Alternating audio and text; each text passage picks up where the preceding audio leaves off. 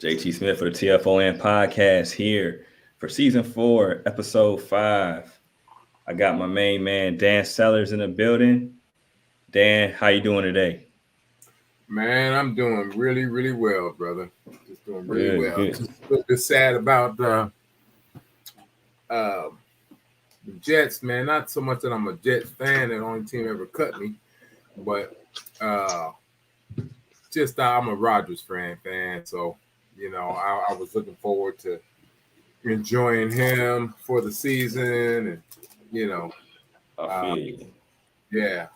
I feel you. Yeah, like I ain't a Jets fan. Like Rodgers, even though he played for a team I couldn't stand, he my favorite quarterback. So I was sad to see that, man. As soon as I saw that replay when it showed his calf like vibrate, I was like, it's a wrap.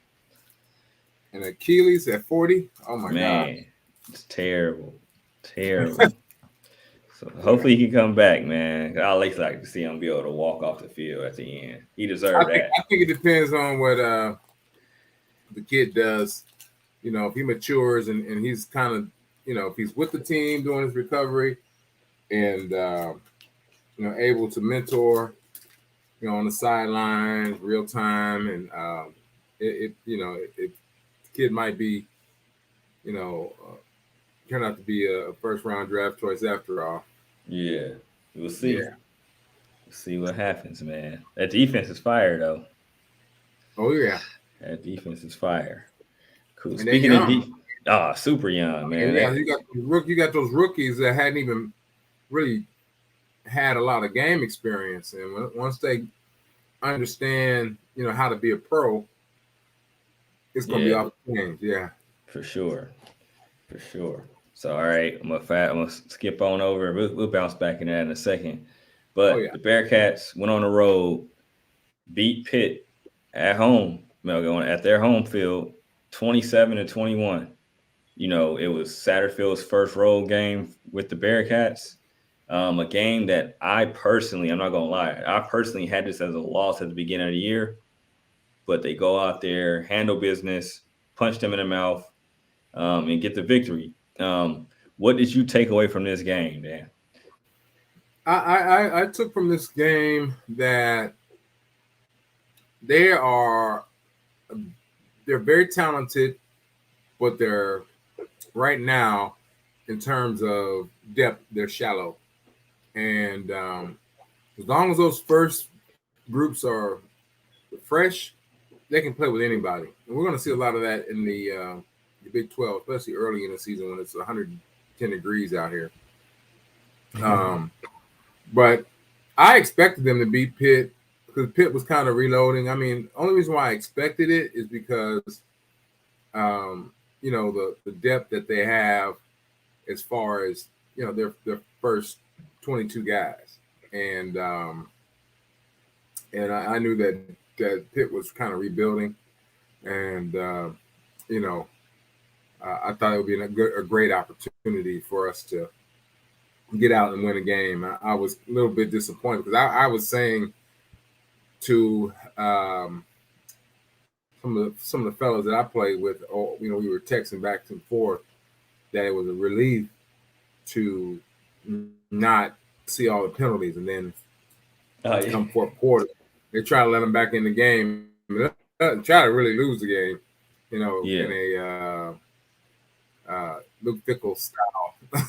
But it's a relief it is nice to watch them play most of the game without having all those penalties. But they kind of melted down at the end. So yeah, they did have a few penalties for sure, but it was like mainly pretty much 3/4 of clean football, which we're not used to seeing on a consistent basis. Right. So that's a relief, right.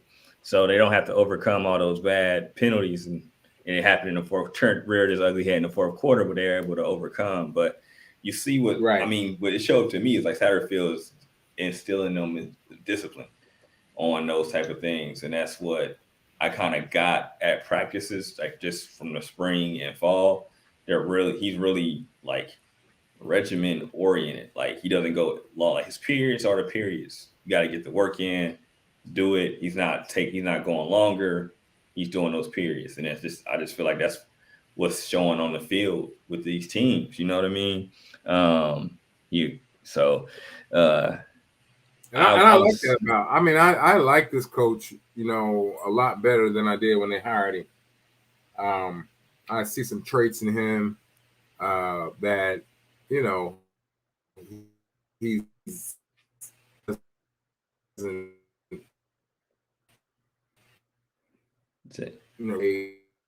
a good coach. He's going to hold you, like you said, hold you to the letter, And kids seem to be. Dang, you get.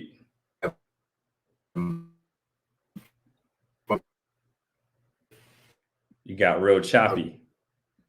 Diversity, and how they play on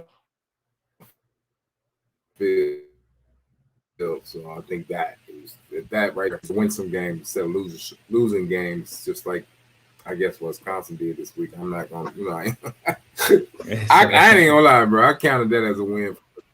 The last show we had. You did. Yeah, for sure. You count that. You count that as a win. As a win. You got choppy on the Yeah, they was struggling. They was getting work too. Yep. Mm-hmm. They was getting work. Yep. They made a little run at the end. Then Washington State went ahead and finished them on off. But yeah, they was getting worked on the road. So it was like crazy that they were getting the Bearcats handled business and they started folding a little bit, but then they were able to finish it out where Wisconsin was getting handled from the beginning and then try to make a little run and then they got finished out. So it was like crazy to see that. But where I was impressed that Cincinnati made a really decent quarterback look poor for 3/4 of the game. Yeah. And 3/4 of the game, and I think they'll keep that up. And I'm gonna tell you where I really saw a gaping decline is that cornerback. That I don't know what's going on out there. I saw a lot of, and I get it. I guess when you get spoiled by 3 to 4 years of who we've had at cornerback, it's different. Yeah. And I saw a lot of jittery play and a lot of scared cornerback play, and just guys who just didn't look comfortable playing the position. They didn't. They were reacting, instead of projecting. If that makes any sense, at cornerback, when you react, you get beat. When you project, you're ahead of the game, and you're not afraid to go over the top or to run the route, if you will, for the receivers. And I see the guys who there were a couple times the ball went straight up in the air and came down, and the guys, easily should have intercepted it. Even the announcer said it. Yeah. And he was so afraid. He was so locked in on that receiver. He had no idea that the ball was, and the guy caught it. Still, so that tells me that that kid's not comfortable playing the ball, and B, that he doesn't really understand what the routes are that are being run, or he's not even aware of what's going on in the field other than trying to keep this guy from making a catch. And so when you do that, you're not thinking, and it's only so many routes after 10 yards you can run, and you start eliminating which routes they are based on the matriculation of the play. And these kids aren't doing that. They're just out there trying not to get beat. So, and they get beat because they don't find the ball. So that's going to be an issue. But they're not bad players by any means. But they need to get caught up on that. Yeah, give you that. Yeah, thought they did solid for overall for sure. Some plays it was like got to make the play on turn and make the play on the ball. I was definitely on that. I'm like, y'all are in good spots. You know what I mean? Go ahead and get it. Right. You know what I mean? There's a couple of them. The one that was like a duck, they got tangled. I know that one that was like a duck pass when I forgot which lineman blew dude up. But they showed a replay, and the dude got tripped. The dude tripped up, and that's what was able to get dude like super free like that. Because at first I was like, "What the heck is going on?" I thought he got caught. I'm not even talking about on that play. I'm not even talking. It happened 3 times. Yeah. Where it was just like the guy got spin around. I was talking about the safety on that. Yeah. The safety, the corner, definitely on that play got tripped up, but he still should have played. Yeah. You know, but the safety was I don't know what he was. He was just glued to where he was at. He should have picked that off. Yeah. So, yeah. But other than that, there are some other plays where receivers caught the ball where we could have made a better play, but that happens in college football. So for sure, and we have been super spoiled too. Super spoiled. Yeah, I'm telling you, like baby DBU for a second. Right. I like the way the young Dingo kid played. Yeah, he balled out. He's a monster, man. Yeah, he's like his dad. Also, his dad was cold too. I knew. Yeah. I knew he played there, but I didn't know if he was cold or if he was just. He was kind of like a hybrid defensive end. He was kind of like me, except he wasn't as good looking as fast. But he. No, I'm just kidding. But his dad, his dad was a heck of a player. That's what's up. That was the early Conference USA days, I believe, and he was a great player. That's what's up. Yeah, he looked like he gonna be the truth for sure. I've seen him in training at the camps, and I was like, dang, I've been sleeping on Dingle because I'm like, dude, everybody had high praise. I'm like, man, dude making plays, and then matriculated in the game, starting to matriculate. So that's dope. Dope to see come to fruition. But he's big and fast and can move, man. So it's gonna be all right. I like the Jones kid. I think the defense did what they're supposed to do, especially on the road, man. Because they had Jerkovich looking pretty spotty, pretty much most of the game. Shoot, because even when they scored their first touchdown, who was getting either Corleone or Briggs got held. That's why dude got the pass off. Oh, there was at least 4 holding calls in the last quarter and a half that they could have called. For sure. Yeah, it was just bad, man. They were needing to hold those guys. Even one of the PIs was an offensive holding. The dude grabbed my man's jersey and threw him down. Yeah. It's like, come on, y'all gotta call that, man. Y'all can't let him get yanked like that. Like the other ones that he did it, but that one, come on, man. He was clean. He was super clean. So cool. John's asking, what are our thoughts on Emory Jones after 2 games? Oh my goodness. I mean, when I think about him, it's a shame he only it's 1 year, right? He's a 1 year guy. Yeah, 1 year guy. I think his maturity is, the biggest bonus for him. I think that, being a 5th year guy, I don't know, he might be, how 7th year guy. Yeah, they might be 6. But to be able to be able to process the way he's processing now, I think I would have never thought that I knew he was going to be a good addition to the team and probably take the starting job. I didn't see anybody. That's why your boy transferred. Yeah. But his athletic ability is great. Is off the charts. His accuracy is off the charts, and it's just good to see his maturity and his passing or football IQ, kind of match all the athleticism. So he's a sleeper for, one of the better quarterbacks in the conference. He's going to be somebody that's going to sneak up and compete.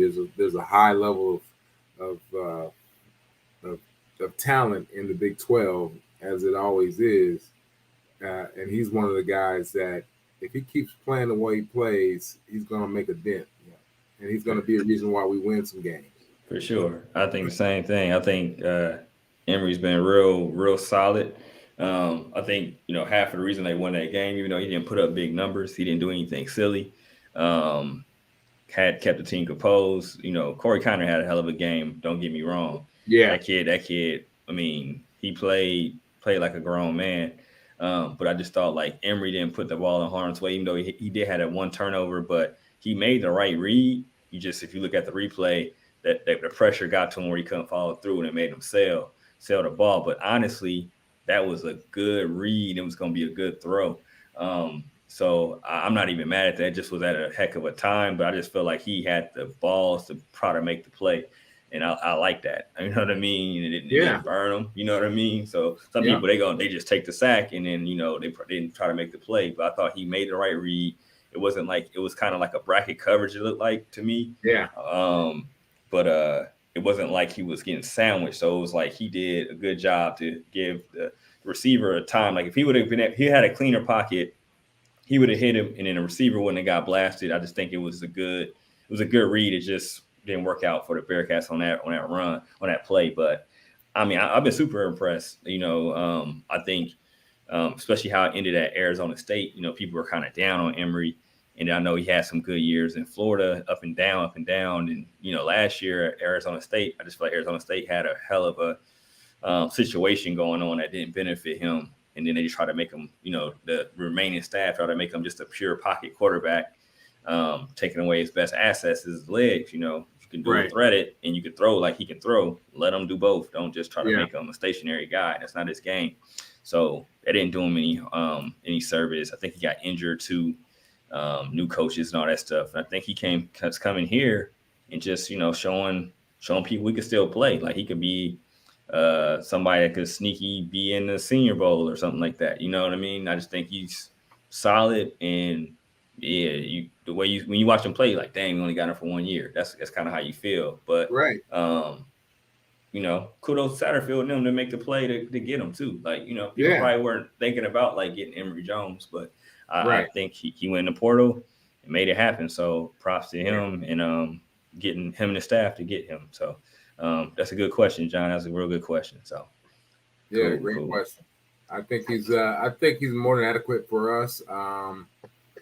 And there's a reason why the kid transferred from last year, and the other guy and the other one wanted to be a receiver. So, there's a lot of talent in that quarterback room, and he's the top dog. So, yep.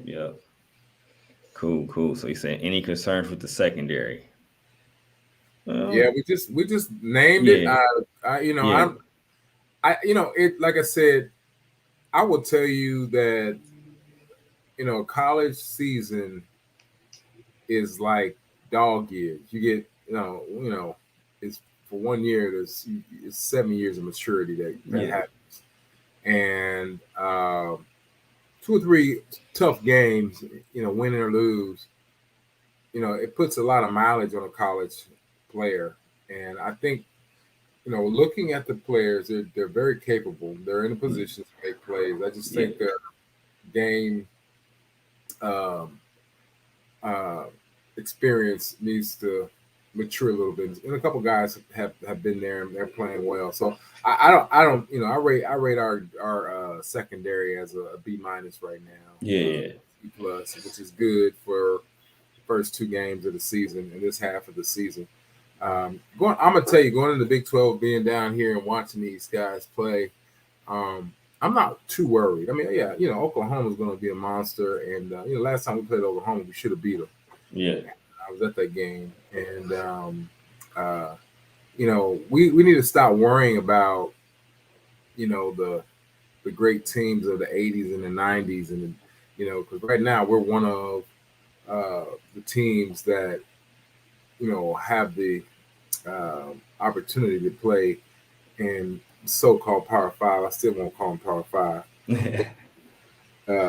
To play play against elite talent every week, and elite programs, and by elite I mean tradition. I'm not, there's only a few teams that are truly elite every year in, year out. That's the Georgias, the Alabamas.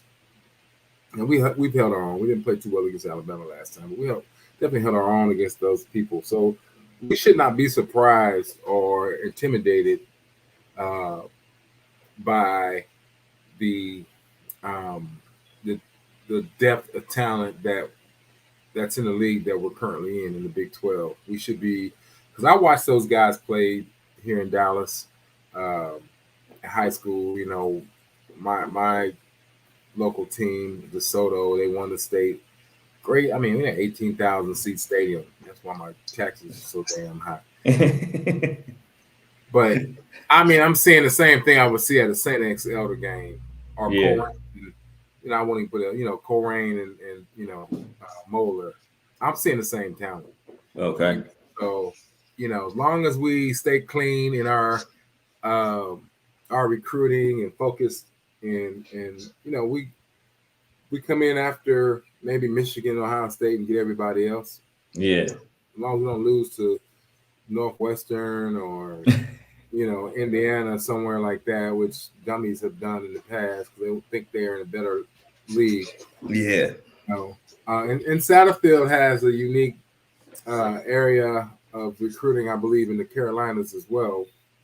So he knows some pockets from being at App State that, probably the staff previous to him were not or are not as familiar with. That's true. So the good thing is, he can stay at home and really do some damage like Fick did. That's the greatest thing that Fick ever did was his recruiting. And, great man, good guy, but it is what it is. For sure. We don't miss you, buddy. We don't miss you. That's aggressive, man. And let me ask you this, man. So go for it. John, you can chime in if you want to. If because I truly believe that Fick left because a couple things. One, he always wanted to be a coach in the Big Ten. But two, he looked at the schedule that Wisconsin had, and he looked at the fact that the Bearcats were going into the Big 12 and we were losing so much. And I think he decided to leave because A, it was his dream to coach in the Big Ten, and B, he couldn't make up for all the mistakes that we make on the team, on the field, with the roster he had coming back in the recruiting opportunities.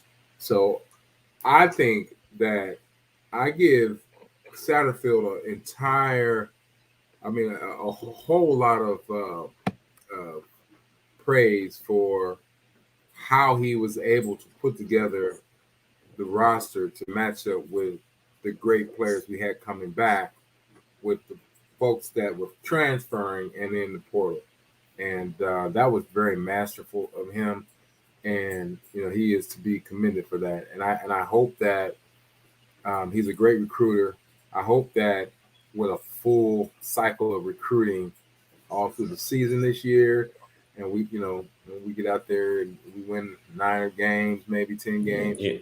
And, I think that next year, not only will we have depth at the first string, we'll have depth at the second string as well. Yeah, no, he did a heck of a job getting people that fits. And I think, I don't know, man, it's weird. Like, I think now you think about it, it could be that. I think that could have been the reason why he may have left. I know the Big Ten situation, maybe seeing that Freeman wasn't, once Freeman got the job at Notre Dame, I feel like Notre Dame was the job. Lost out on that. Because of the situation. Probably just was like, you know what, they probably had a little bit more NIL pot, for sure. A bigger conference, you might have thought like, all right, because I think they're in the East, right? I think isn't Wisconsin on the other side of Ohio State and Michigan? Yeah, I guess so. You know how they had like the legend. That's all going away though, right? After maybe one more year and then it goes away. Mm-hmm. But he probably thought like before that went away, like, all right, I can win this side and meet the Michigan or Ohio State, whoever wins on the other side on a consistent basis. You know what I mean? That's what I think. But it's just like hindsight 2020, like, shoot, it is what it is.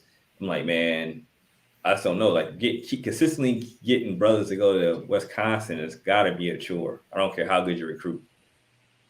I think it has to be. Like, it just has to be. It takes a special kind of dude to be like, I'm gonna go to Wisconsin. To me, like, far as like, I just don't think nobody's jumping up to be like, I want to go there.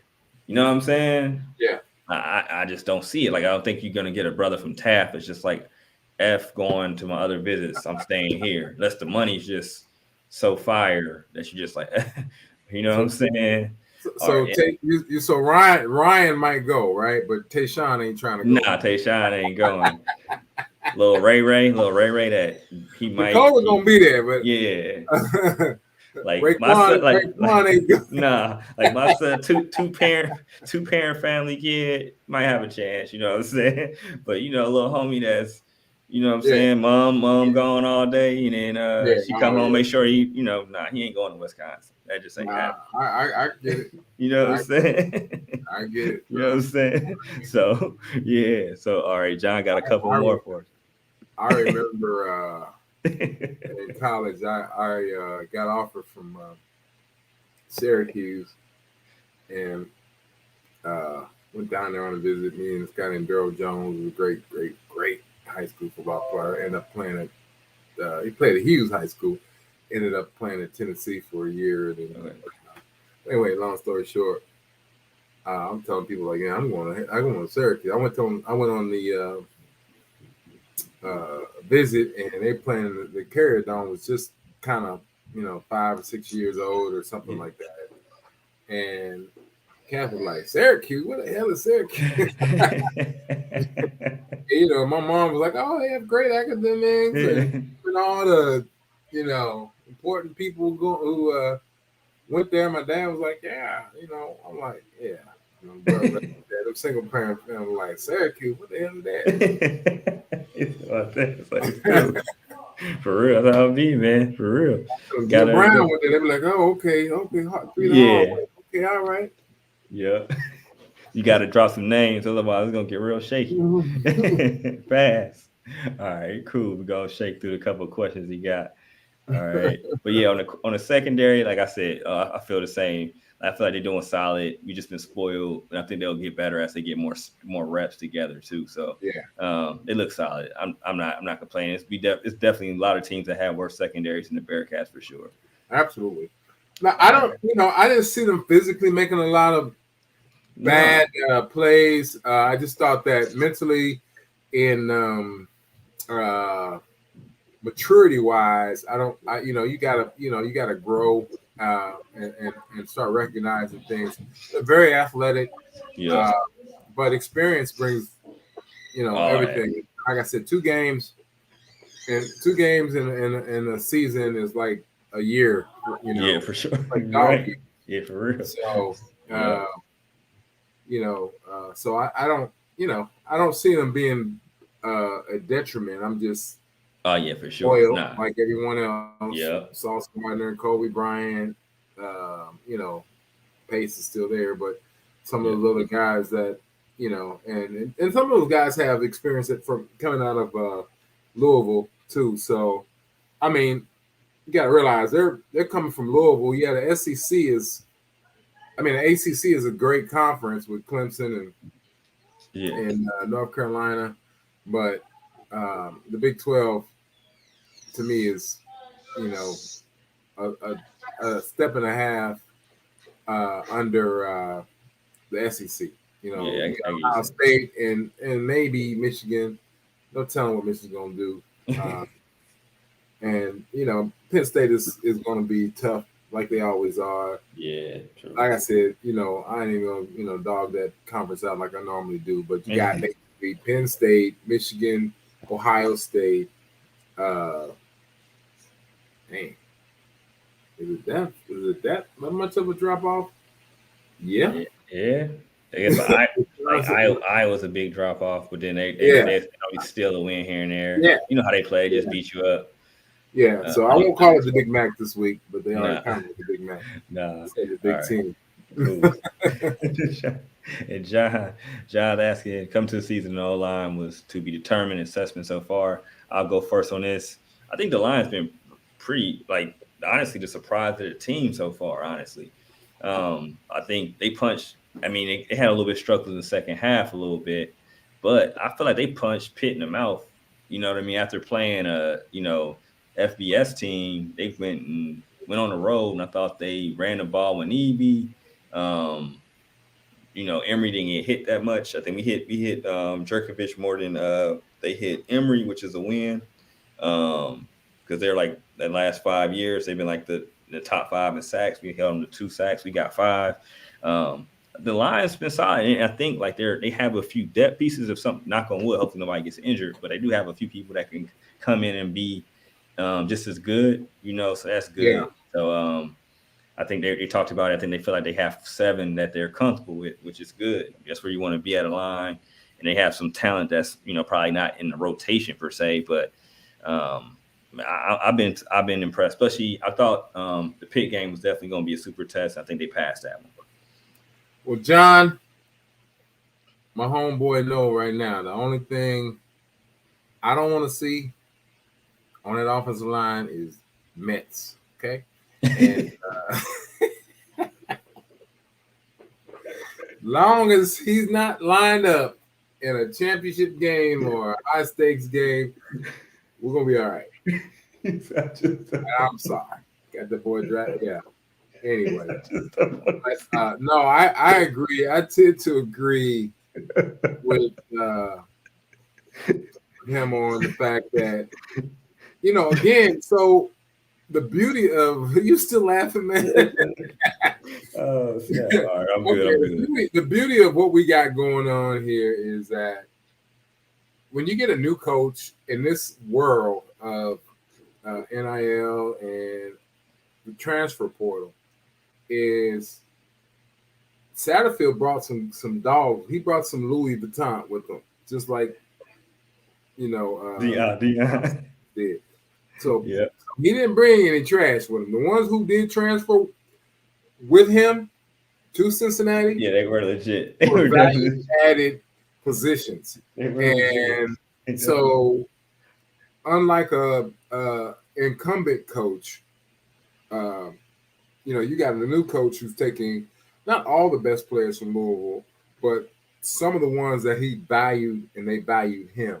Yeah. And so whenever you get that dynamic and you get to a new campus with a new coach, that coach knows who you are. Automatically, you assume an unspoken leadership position on the team with the leaders that were coming back. So you get it once that meshes together.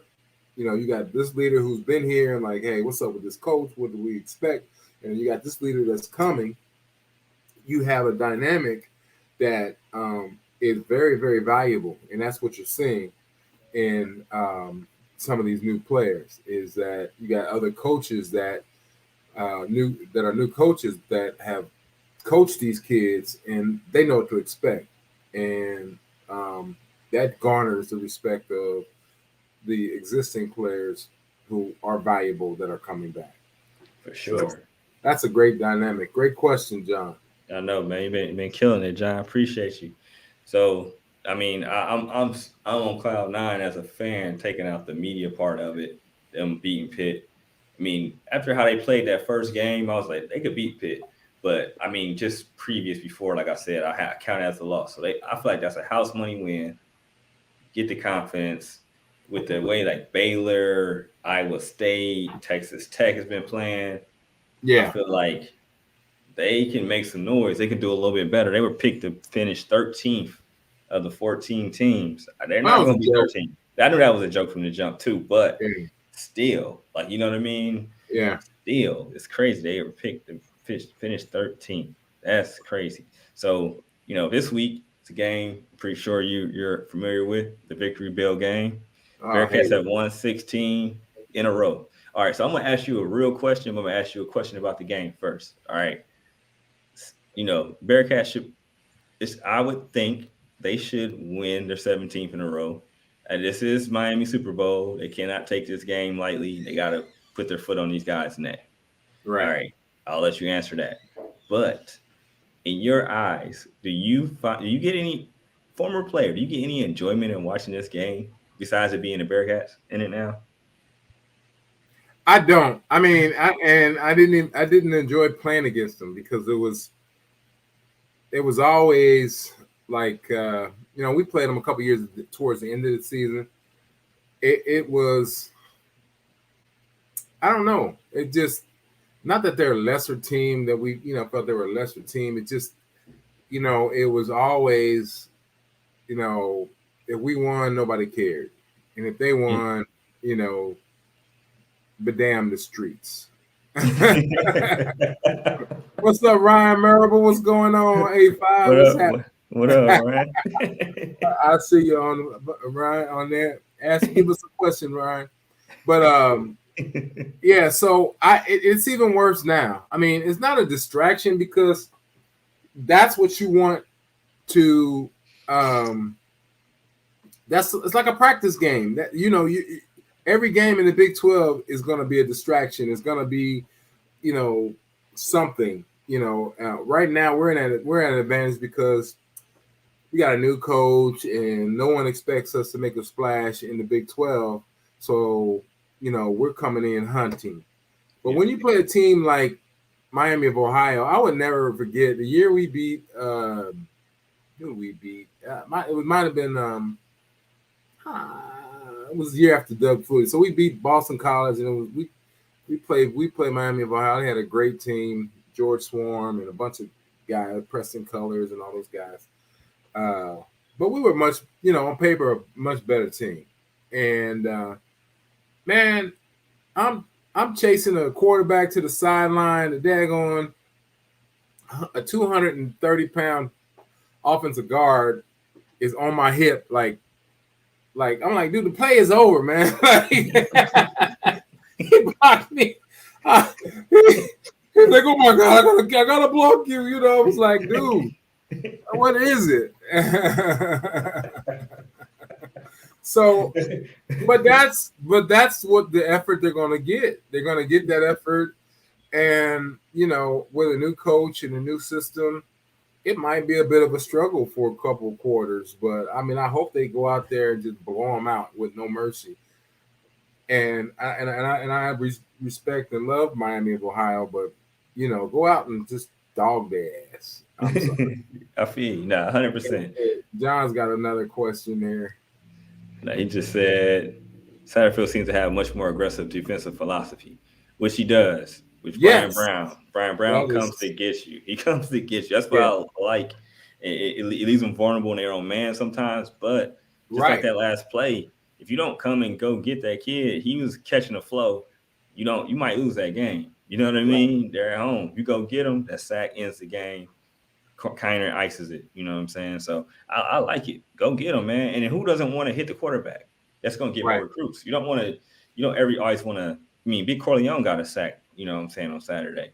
Right. Deep your nose guard. You know what I'm saying? Yeah. You love to see that because that's going to get those big boys saying, man, you know what? I can come hit the quarterback here too. Yeah. You know what I'm saying?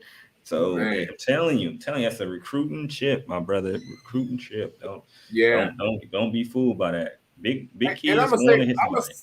I'm gonna say this right now, man. If we're looking for a new head coach in 3 years because Satterfield he can only go to Georgia, Alabama, from here. Yeah. Then great. That means we kick some butt. Yeah. We kick some ass and taking some names. And I have zero problem with taking on the identity of a badass. I have zero, especially when you back it up. Yeah. And you have that nasty attitude. Zero problem. I'll take a loss sometimes if we miss a sack or we miss a blitz or even a coverage in a zero blitz or something like that. Yeah. I don't mind that. What I don't like is losing games because we had 30 penalties. And that's how we lost games in the past. God bless Vic. but nice guy and everything. But he's a horrible disciplinarian, and and that drove me absolutely crazy. Losing games because, yeah, I won't even go there. Yeah, I feel. Nah, you definitely said that. Yeah, so be aggressive. Lose by getting punched in the mouth. That's it. Yep. Yeah, lick your wound and keep going. But then if you punch him in the mouth first, right? You win. Exactly.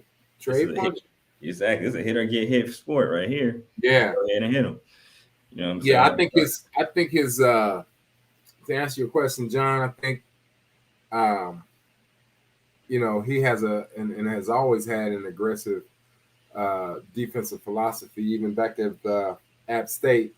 If you look back at some of the big wins that they've had there, they not only did they have a dynamic offense, which was triple option pass, all kind of crazy crap, but they had a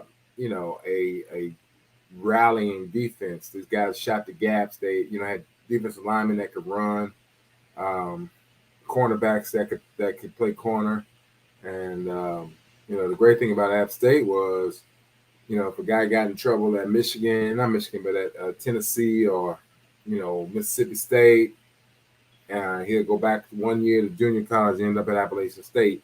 And that's what they, so he's used to coaching, D1, strong D1 talent. For sure. No, you ain't lying about that. So that's good. So I'm going to jump ahead just before we get off of here. One question. All right. Miami, Ohio, they handle business against them. They should handle business against them. They play half as good as they played against Pitt. They will handle business against Miami, Ohio. I feel that wholeheartedly. All right. Then following week, they will have Oklahoma. Not to get too far ahead, it'll be their first Big 12 game. It'll be at Nippert.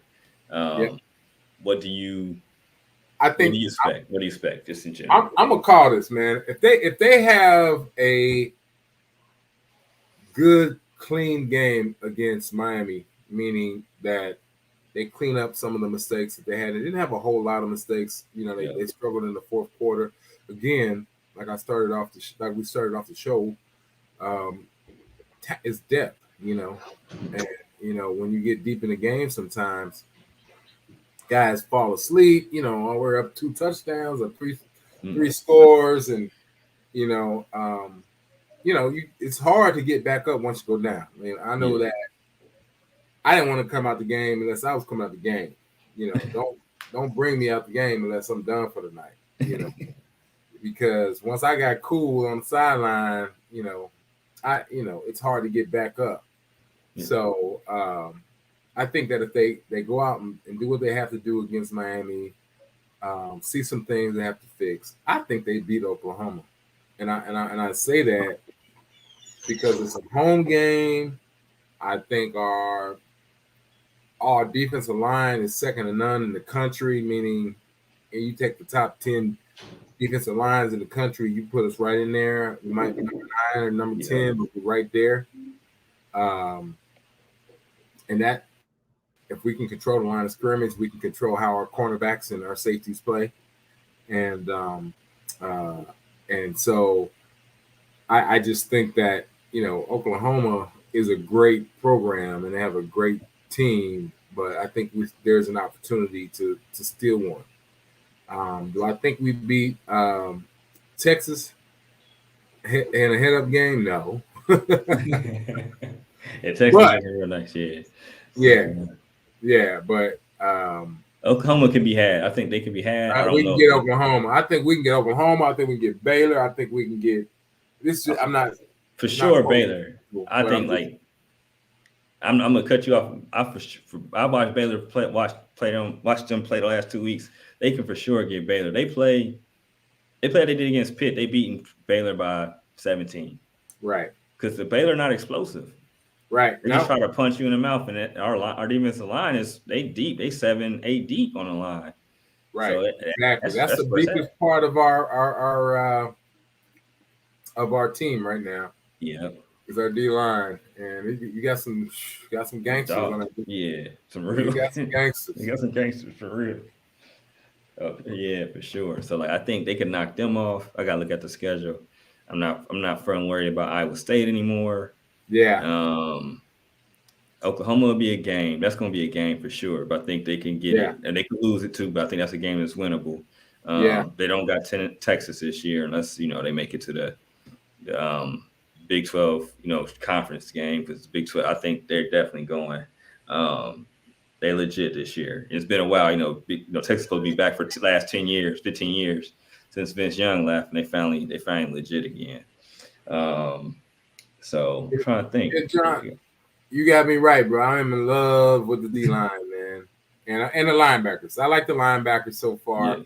That Dingle kid, man, he can play flat out ball. Yeah, he can flat out ball. Yeah, they got some dogs. So yeah, I like the team, man. I was impressed. Like I've said this on every podcast I've been on since I've started up. In the fall, when I came to like the first practice and saw the receiver room, I was like, they gonna be all right. Like that was the first thing, like, because at first in spring, they only had one scholarship receiver. They lost so many people from the portal, XYZ. The job they did to get the kids in there that fit and work with what he's trying to do, I thought it was masterful. Because at first it was just like, okay, they got this kid, boom. I think the Henderson kid from Florida, everybody was okay, that's a real good pickup. But everybody else was like, okay, all right, cool. But then when you see them playing and all together, you're like, this is a good group. And that's the first thing I saw. I was like, oh, these kids can ball. So I ain't mad at the tight ends either. Oh yeah, I like the tight ends a lot. Mm-hmm. Yeah, I like both of them. I like both of them tight ends. The tight ends are solid. I like them a lot. So I think they got a good group. And they can make some noise, man. Because I thought, against Pitt, it was about O-line and Emory playing smart. Both of them played good. They won the game. So Oklahoma will be different, but I think like them playing against Dylan Gabriel, so many times at UCF, I think if we hit him, he gonna fold like an accordion. So exactly. So that's why I think they can get. I mean, it's like Dylan Gabriel, great player, but he didn't scare nobody for. We weren't ever afraid of him. Yeah, he created sauce. I mean, right. Exactly. You know what I'm saying? So that's why. That's one of the reasons why I say, and I'm gonna tell you, man. I remember very vividly being on the sidelines when we first got to the Big East, and I believe Pitt came to town, and everybody was. I don't know. It was one of the first games, and what's the boy's name? The receiver that. Went to the league from UC. Is it Marty? Was it Gilliard? Marty Gilliard went off and I had told who did I tell? I told somebody on the broadcast. I was like, dude, the talent that you have versus the conference. Sometimes these conferences are just overrated because. When I was in Cincinnati, back when Jesus was a point guard, it was like we played everybody. Like nobody played a tougher schedule than Cincinnati one year. It was It was the toughest schedule in the country for like 2 years in a row. Like, we were homecoming kings and queens. I'm telling you, bro. Like 1 year we had the audacity to play Florida. I believe Florida State. Miami of Florida, that was every year. Penn State was every year. Louisville, we love playing Louisville. Virginia Tech, we beat them every time because it was like you get your butt kicked by Louisville, and we beat BC all the time. Yeah. Because we were playing Alabama, Auburn, Florida, every year. We only get to play with West Coast guys. Like you're playing a U, man. You playing a U, that's crazy. So it's like, So when we playing Big East teams, we play the U every year. We played them 2 years at the year they won the first one. We should have beat. We were picked to beat them. We beat Penn State that year, and I think we lost. I don't know what it was, 4 or 7 points. I can't remember what it was, but we were upset that we lost to the future because nobody expected them to go out and win with Halle Snellenberg to win the national championship. We had beat Penn State and should have beat Oklahoma State at home and beat us. But we were kicking their ass. And we had a great team. We had some players, and we had a bunch of injuries. But my freshman year, we sent a ton of guys to the NFL, to the USFL and NFL. But the real USFL, yeah, and the CFL. Danny Barrett and all. Well, Danny Barrett was already there, I think. Yeah, but anyway, long story short, so what I gained from that was like we played all these different conferences, including the major independents, who we were one of with the Louisvilles, the Penn States, and the Miami of Florida. Florida State was even a major independent. Notre Dame. We never played Notre Dame, but I just was not afraid of the Bearcats playing in the Big East. I was like, oh, they're gonna be all right. I feel the exact same way here. You got the right now, Texas best team in the league by far. They got the best recruits, best players, but they still Texas Negroes who got TikToks for hearts, man. they definitely still can lose that one. They're not tough out here, bro. Yeah. They're not tough. They got everything you imagine in these high schools, and they ain't got. They're not tough. I mean, they're great athletes, and you got some great quarterbacks that come out of Texas, but yeah, you don't have the dogs that you have in the Midwest. The offensive line, the same kind of offensive line. Nah. Yeah. You get one of the big dudes from Iowa or Kansas somewhere, took a sister to the prom.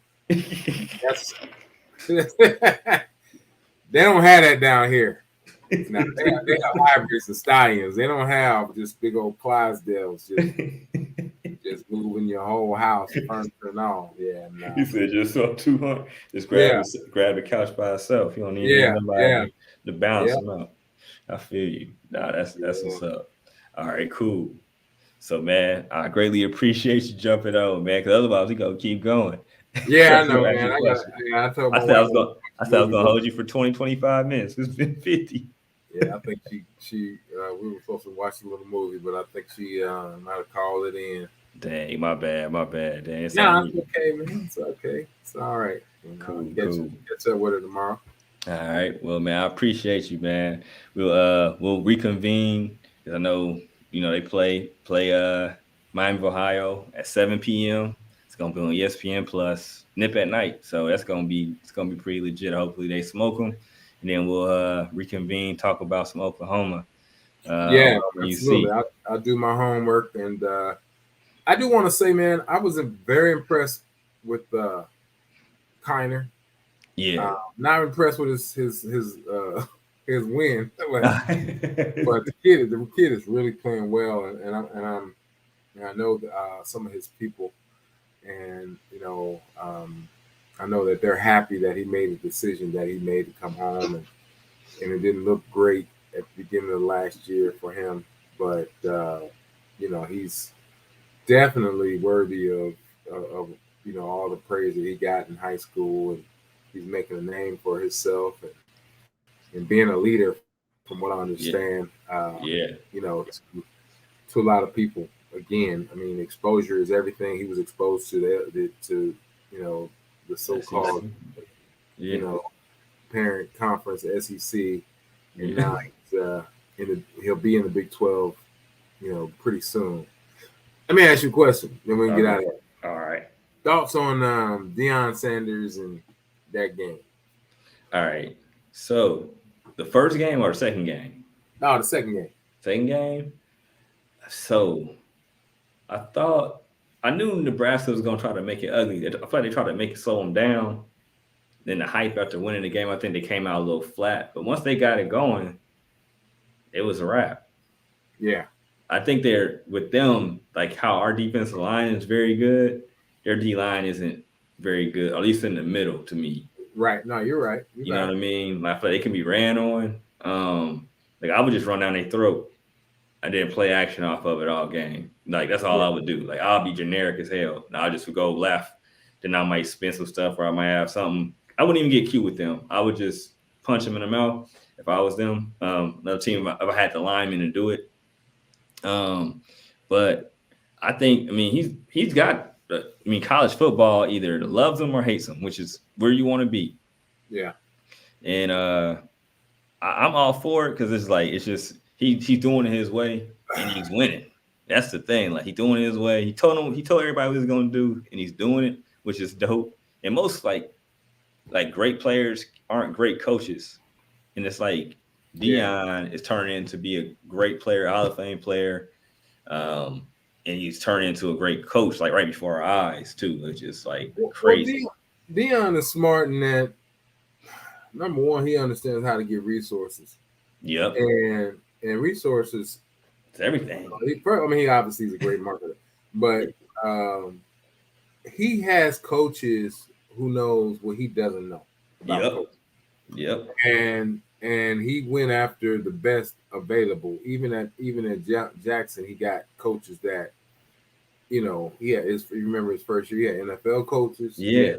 That that weren't doing it for the money, they were doing it for Deion. Yeah. So these coaches know, and those coaches went on, resurrected their careers. Yep.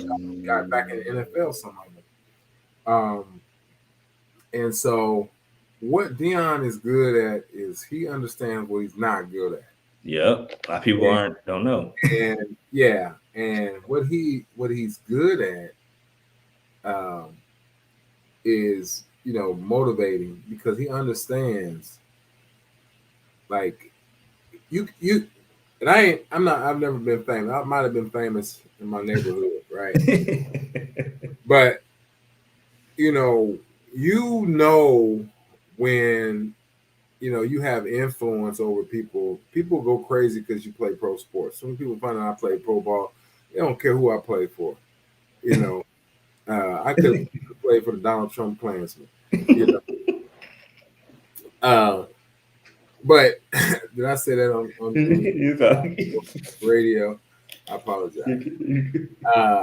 But people want to hear what you have to say. And then when you open up your mouth to speak and you're saying something that's motivational and fruitful and fulfilling, it's, they're like, man, not only do I have, you think about Deion real quick. And this dude, I forget sometimes he was him.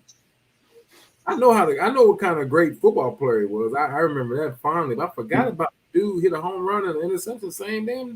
Yeah. Was it the same day or the same? Something crazy, something real crazy. The dude played in Major League Baseball for the Yankees the same day. No, in the playoffs, he went and played an NFL game. Flew to the playoffs. They wouldn't put him in because he went and played for the Falcons. Which he got obligations to both. Right. You know what I'm saying? Like, that's crazy, man. That's crazy to me. And it, Yeah. So anyway, when you got a guy like that, man, you cannot count him out. For sure. And he's almost like he's daring people to count him out. And, he is. Like, he just needed a little something. Right. And I don't call that cocky. A lot of people don't like that. I'm like, dude, but he's focused on changing these people's lives. Yeah. He changed his kid's life. He stopped what he was doing to coach Little League. He stopped what he was doing to make sure he coached his kids through life, basically. Yeah. He stopped and he said, I'm gonna coach Little League. I'm gonna put all my financial resources in this Little League program around that, which was right down the street. Dang. Where I live. Dang. Where he was coaching. Okay. He coached Little League in high school, private school literally right down the street from my house.